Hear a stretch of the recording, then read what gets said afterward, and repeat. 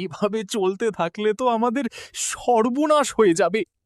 ঠিক বলেছ, গত রাতে আমার ঘর থেকে ৫,০০০ টাকা চুরি হয়েছে। আমার দুটো হাঁসও নেই, নিশ্চয়ই ওই একই চোরের কাজ। চিন্তা করো না, আমরা সবাই মিলে চোরকে ধরব। মোড়ল কাকা, আমি চোরকে ধরার চেষ্টা করতে চাই। তুই পারবি? চেষ্টা করলে সবই সম্ভব। সেদিন রাতেই রতন লুকিয়ে পাহারা দিতে শুরু করল। মাঝরাতে সে দেখল কালো কাপড় পরা একজন লোক ধীরে ধীরে করিমের বাড়ির দিকে যাচ্ছে। এ তো সন্দেহজনক ব্যাপার। লোকটি বাড়ির জানালা খুলে ভেতরে ঢুকে গেল। রতন চুপচাপ তার পিছু নিল।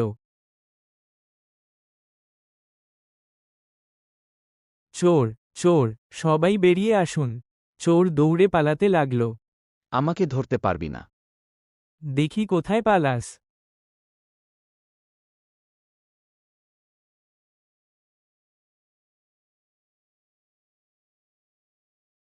কোথায় চোর, কোথায় চোর? ওই যে পালাচ্ছে পালাচ্ছে। আজ আর পালাতে পারবি না। এই যে ধরে ফেলেছি, ধরে ফেলেছি। আরে এত পাশের গ্রামের গোপাল, তুমি চুরি করছো কেন? আমার সংসারে খুব অভাব, এই রাস্তা বেছে নিয়েছি। তার জন্য কি চুরি করতে হবে? দেখেছ, মানুষ চাইলে বদলাতে পারে। আমি বুঝেছি, চুরি করে কখনো সুখ পাওয়া যায় না, পরিশ্রমের রুটি খুব মিষ্টি।